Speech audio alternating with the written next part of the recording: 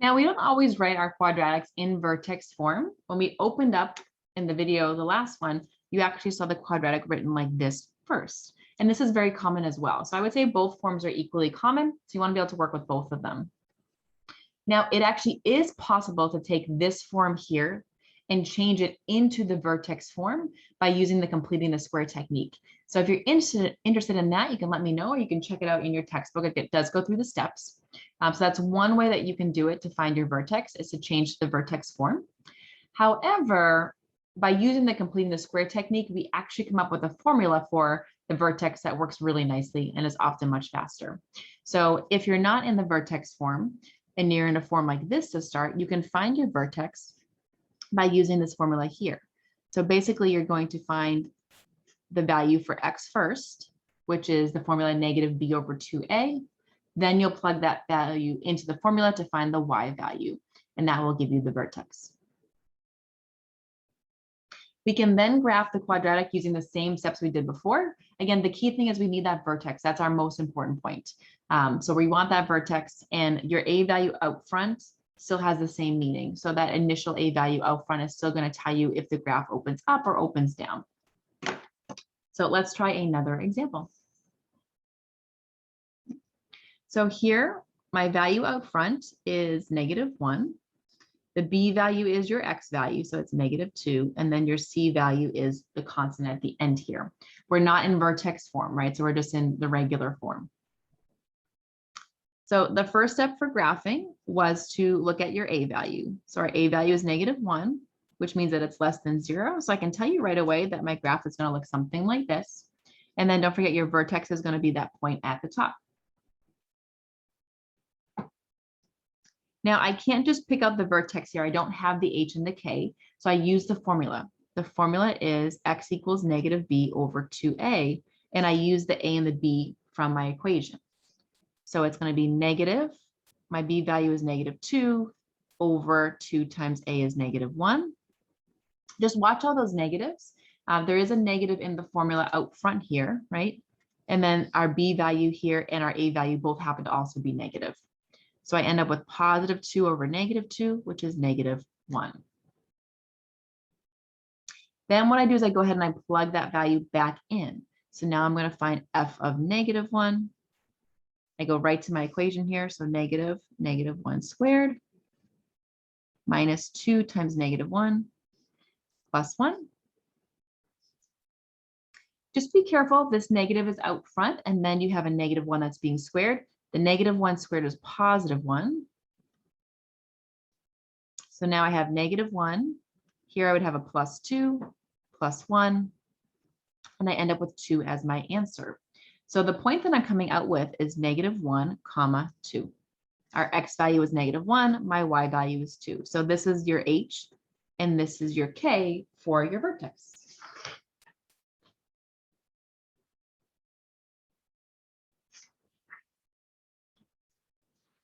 All right, I'm running out of room here. Let's see, let's do the next one. So the next thing we have to solve, excuse me, is going to be the X-intercept. So let's see, let's do this. So for your X-intercept, remember y equals 0. That means you're setting your entire function equal to 0 here.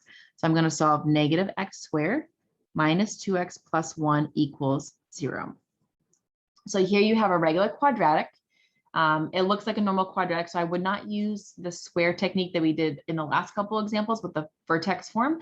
I'd probably try factoring here, or I would use the quadratic formula. Those would be the two probably ones that are going to be the easiest for you to use here. And in this case, if you try factoring, it's not going to end up working out. So why don't we go ahead and use the quadratic formula?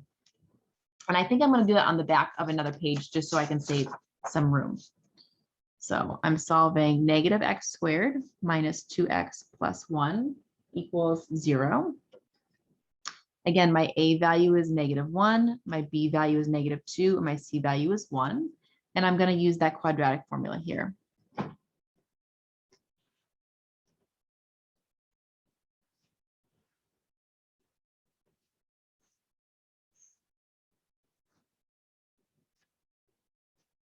I'm going to go ahead and just plug everything in. just taking my time to watch out. There's a lot of negatives and minus signs in this particular example. Make sure that division bar goes over the whole formula. Here I end up with a positive 2. Negative 2 squared is 4. Here, negative 4 times negative 1 is positive 4. Times 1 is also positive 4. And then I have a negative 2.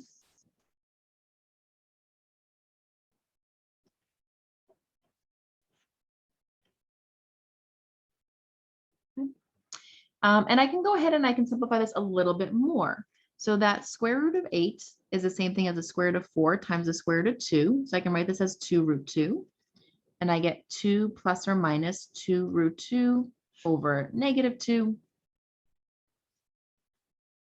So for one answer, I have 2 plus or minus 2 root 2. Now the whole thing is over negative 2, so I'm just going to split that to make it a little bit easier for me to simplify.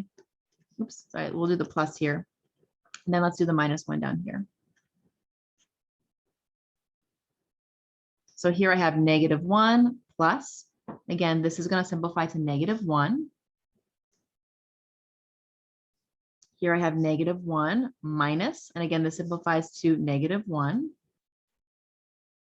So in that final form, let's see, I'm going to have negative 1 minus root 2. Again, this could just be a minus sign. Here, those two negatives are going to cancel. So I end up with negative 1 plus root 2. So those are going to be my two values here. Now, we're trying to graph eventually. So although these are very nice values, we probably would like to know the decimal approximation so I can just graph them a little bit easier. So if you go ahead and you put them into your calculator, you should get two different answers. One answer is going to be negative 2.4, and then your other answer is going to be positive 0.4, and those are both rounded. So if you put this in your calculator, you get about negative 2.4. And if you put this in, you get about positive 0.4. So our two X-intercepts then, going back to our page before, are going to be about negative 2.40, and then also, I should have left that, sorry, 0.4, 0. And again, these are just approximations, but at least they kind of get us in the right ballpark here. So they'll help us better when graphing.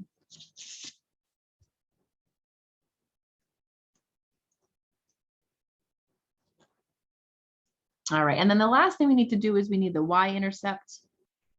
So we're going to let x equals 0 here. So we're going to plug 0 right into our function.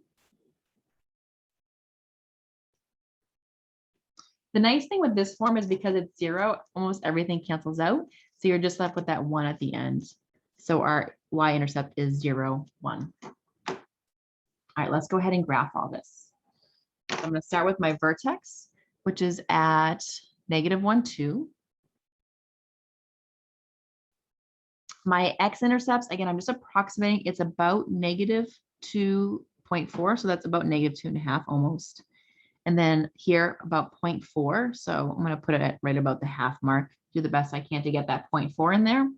And then I have my Y-intercept at 0, 1. So my graph is going to look something like this. Again, I know it's facing downward. It's a U shape. You have that axis of symmetry running right here at that line x equals negative 1. And that's going to be the center of your graph.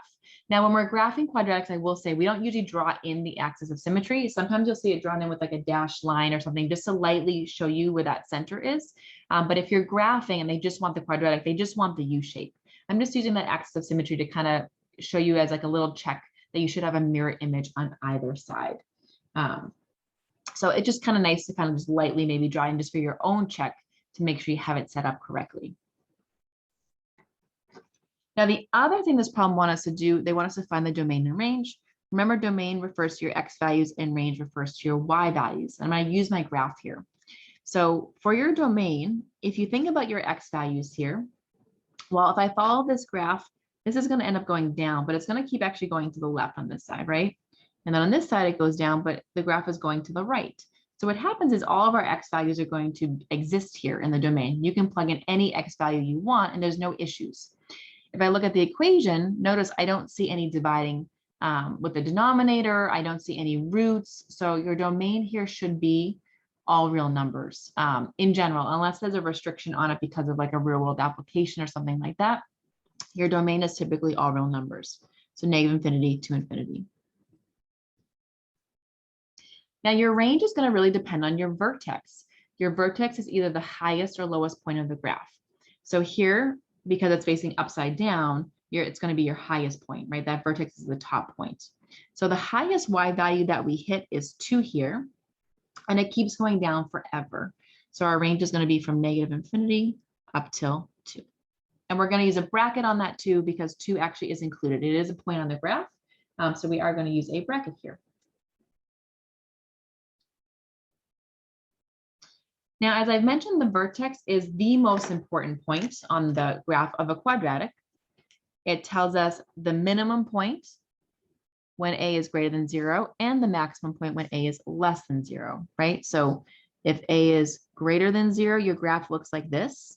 So your vertex here gives you the minimum point. And if A is less than 0, your graph looks like this. So that vertex gives you that maximum point on the graph. We've seen max and mins already, right? Relative max and relative mins. And you just want to recall that when stating your max or min, you use the X value for location, and the Y value is actually the minimum or maximum value.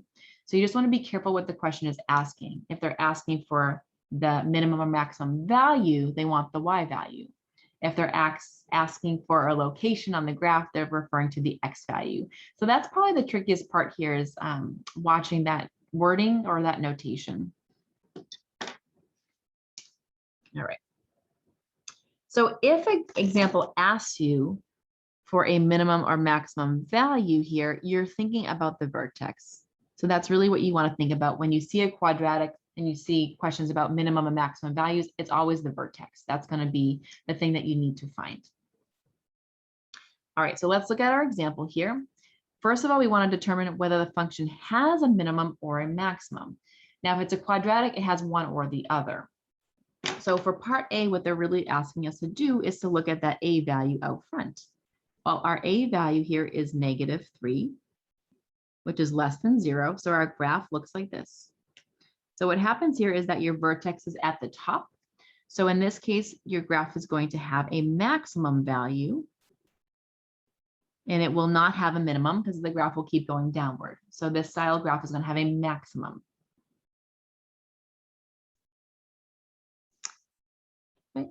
For B, they want us to determine the max, in this case, it's going to be the maximum value and where it occurs. So the value is the Y value and where it occurs is the X value. But for B, if you see a question like that, you want to think vertex. Now this example is not in the vertex form. So we're going to have to use that formula, the X equals -b over 2a. So this is our A value. 6 is going to be our B value. So it's -6 over 2 times -3. So -6 over -6 is 1. And then I have to plug this value back in as well. So I have -3 times 1 squared plus 6 times 1 minus 13. 1 squared is 1. -3 times 1 is -3. 6 times 1 is 6. And then I'm going to go ahead and keep adding. -3 plus 6 is +3. And then 3 minus 13 is -10.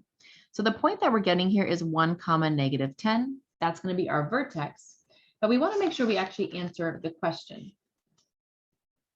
Okay. So it wants to know the value and where it occurs. So our maximum value is -10. It occurs at X equals 1. So remember, your value is your Y value, and then the X value is your location.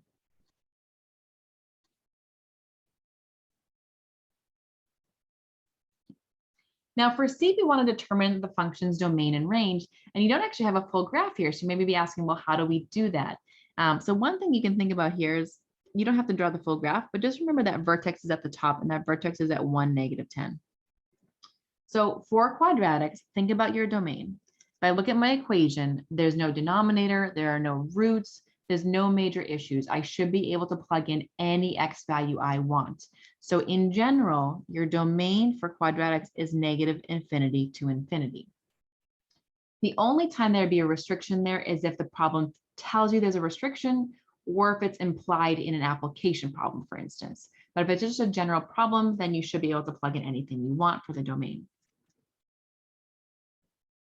For your range, the graph is going down, so it's going to keep going down to -infinity, but it does have a maximum value, and we saw that maximum value already was -10.